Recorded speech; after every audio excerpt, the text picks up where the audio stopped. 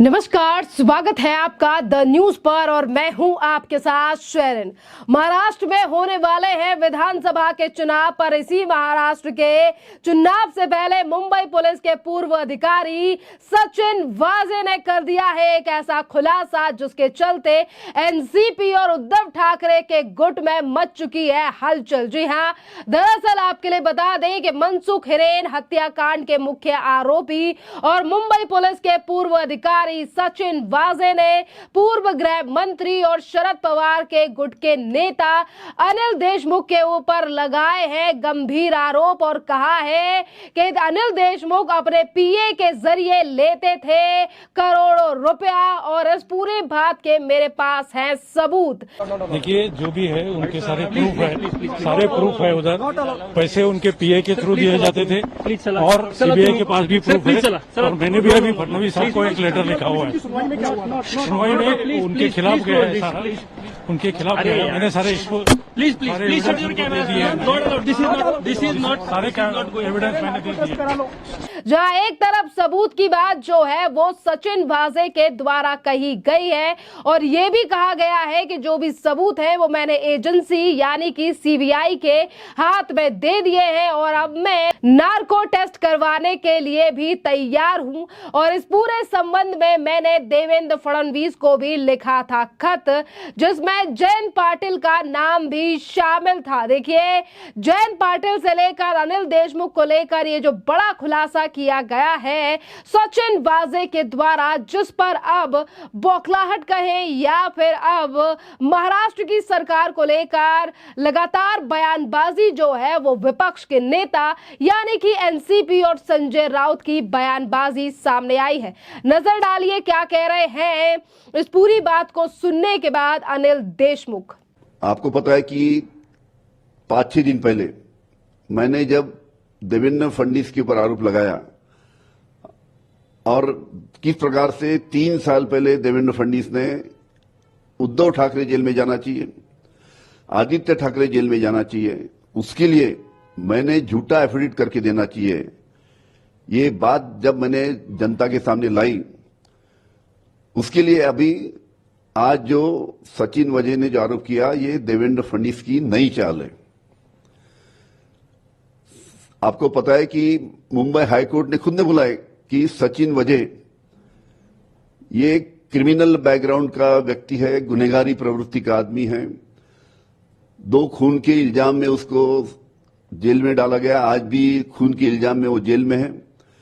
उसके बयान के ऊपर, सचिन वाजे के बयान के ऊपर विश्वास नहीं कर सकते, उसके स्टेटमेंट के ऊपर या उसके बयान के ऊपर विश्वास नहीं कर सकते, इस प्रकार का हाईकोर्ट का आदेश है।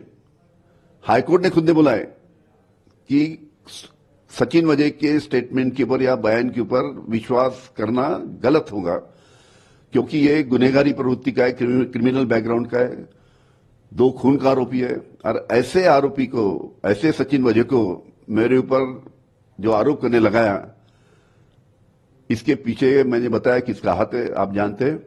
जनता ने सब बातें समझना चाहिए।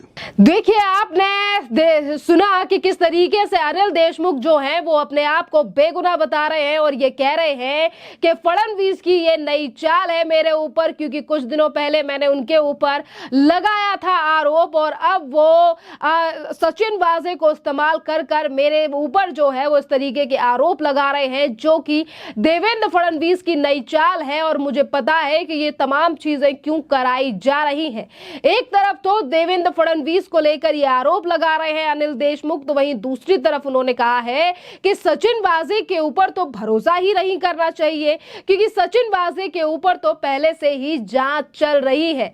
देखिए, आपके लिए बता दें कि सचिन वाजे पर पहले से जांच चल रही है वो तो सभी को पता है, पर आज ये बड़े बयान जिस तरीके से पार्टी के नेताओं के आ रहे हैं कि यही अनिल देशमुख अभी तक जो है सचिन वाजे की शुरुआत में पैरवी करते हुए हुए नजर आ रहे थे जब 2021 के बाद मामला किस तरीके से सामने आया कि कैसे सचिन वाजे के ऊपर तमाम बड़े खुलासे हुए। तब उस समय पर महाराष्ट्र में एनडीए की सरकार थी, पर आज जब यही सचिन वाजे सरकार को लेकर एक के बाद एक पन्ने खोल रहा है कि किस तरीके से पूर्व सरकारों में जो समय पर महाराष्ट्र के गृह मंत्री थे अनिल देशमुख, उन्होंने अपने पीए के जरिए किस तरीके से करोड़ों रुपया लिया है। क्योंकि देखिए 100 करोड़ रुपए की वसूली का मामला भी महाराष्ट्र से सामने आया था और तब भी अनिल देशमुख को लेकर काफी ज्यादा चर्चा चली थी। जहां एक तरफ अनिल देशमुख का यह बयान सामने आया है, वहीं दूसरी तरफ नजर डालिए क्या कह रहे हैं संजय राउत, जो हर मुद्दे को लेकर बयानबाजी करते हैं। कौन है वजह? आप मुझे बताइए, आप मुझे सवाल पूछ रहे हो, आप मुझे बताइए वजह कौन है? क्या आप मुझे बता सकते हो? बताइए ना, आप क्यों नहीं बोलते? बताइए कौन है? हाँ बताइए ना, कौन से केस में एक्यूज है? एंटीलिया में क्या हुआ था आपको मालूम है ना? बॉम्ब रखा था, जिलेटिन रखा था, उसके बाद एक व्यक्ति की हत्या हो गई, उसमें आरोपी है मुंबई के पुलिस, उस वक्त के पुलिस कमिश्नर और 2-4 अधिकारी। एक आरोपी जेल में है। हाँ, एटीएस के पास केस है, सीबीआई के पास केस है, बहुत से धागे उसमें है। वो आरोपी भाजपा का प्रवक्ता बनकर, बीजेपी का प्रवक्ता बनकर, फडणवीस जी का प्रवक्ता बनकर बाहर रहकर बात करता है और मीडिया उसको महत्व देती है, भाजपा वाले तालियां बजाते हैं। इस तरह से महाराष्ट्र के राजनीति का स्तर ये लोगों ने गिराया है। एक आरोपी है, गुनहगार है, जेल में है। अनिल देशमुख इस राज्य के गृह मंत्री थे। अनिल देशमुख 7 बार के विधायक है, अभी भी है, नेता है एक पार्टी का। उनको फंसाया गया। उनको बोलने का अधिकार है, वो बोल सकते हैं, लेकिन उनको जवाब देने के लिए आपको एक टेररिस्ट का सहारा लेना पड़ रहा है बीजेपी को। यह आपकी हार है। गृह मंत्री फडणवीस का यह अगर अधिकार है, कर्तव्य है कि सामने आओ और कहो लोगों से, चाहे कुछ भी हो, लेकिन एक टेररिस्ट के स्टेटमेंट पर, राजनीतिक स्टेटमेंट पर विश्वास न रखो। ये उनकी जिम्मेदारी है। चुनाव आने वाले डेफिनेटली भाजपा हार गया है, मन से भी हार गया है और मैदान में भी हारेगी। इसलिए गुंडों का सहारा लेकर काम। मैंने पहले भी कहा था कि मंत्रालय का 6th फ्लोर जहां मुख्यमंत्री बैठते हैं, जहां गृह मंत्री जी बैठते हैं, उनके घर से, उनके कार्यालय से, मुख्यमंत्री पद जो ऊपर बैठते वो सभी से गुंडों की टोलियां चलाई है राजनीति में। और जो जेल में है उनका भी इस्तेमाल हो रहा है। जेल में फोन जा रहे हैं, जेल में उनके लोग जा रहे हैं, क्या करना है क्या नहीं करना है। इसी केस के एक और अभियुक्त आरोपी, नाम नहीं लूंगा, आपको मालूम है, वो शिंदे के साथ है और शिंदे के पार्टी से चुनाव लड़ रहा है अंधेरी से। ये खेल महाराष्ट्र में चल रहा है और आप नीति की बात करते हो, संस्कृति की बात करते हो, संस्कार की बात करते हो। जयंत पाटिल देखिए, आपको लग नहीं रहा कि शरद पवार पे सीधा निशाना? यही तो है ना, उनके पास लड़ने के लिए क्या है। अब कभी जयंत जी का नाम ले, कभी संजय राउत का नाम ले, कभी और किसी का नाम ले। हाँ, ये क्या करेंगे? उनके पास है क्या? ये हारने वाले, लोकसभा में हारे हैं, महाराष्ट्र में उससे भी बुरी तरह से हारने वाले विधानसभा में। देखिए, सचिन वाजे के आरोपों पर भी आपने सुना कि किस तरीके से शिवसेना यानी कि यूबीटी के सांसद संजय राउत जो हैं वो भी इस पूरे मामले को लेकर भारतीय जनता पार्टी को जिम्मेदार ठहरा रहे हैं, महाराष्ट्र की सरकार को जिम्मेदार ठहरा रहे हैं। और संजय राउत कह रहे हैं कि चुनाव में हार के डर से जो है वो आरोप लगाया जा रहा है। मेरा सवाल है कि वाजे को बाहर क्यों निकाला कहा गया है। अनिल देशमुख ने फडणवीस पर आरोप लगाया है तो उनका जवाब देना चाहिए था, लेकिन फडणवीस ने तो जेल से अपना प्रवक्ता ही निकाल दिया है।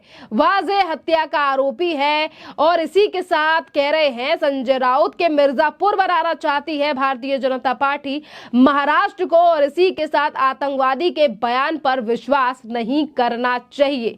आपके लिए बता दें कि आज जो सचिन वाजे भारतीय जनता पार्टी का प्रवक्ता बता रहे हैं उद्धव ठाकरे से लेकर अनिल देशमुख, ये वही सचिन वाजे है जो कि एमवीए की सरकार के दौरान काफी कॉलर चौड़ा करके चला करता था, और ये वही सचिन वाजे है जिसका नाम एंटीलिया के सामने बम रखने के पूरे मामले में सामने आया था। और सचिन वाजे ने इस बात को कबूला भी था कि किस तरीके से देश के बड़े उद्योगपति मुकेश अंबानी के घर के बाहर यानी कि एंटीलिया के बाहर सफेद कलर की गाड़ी में वो जो बम रखे गए थे वहां पर भी नाम शामिल था सचिन वाजे का, और इसी के साथ मनसुख हिरेन की हत्या का आरोपी भी है सचिन वाजे।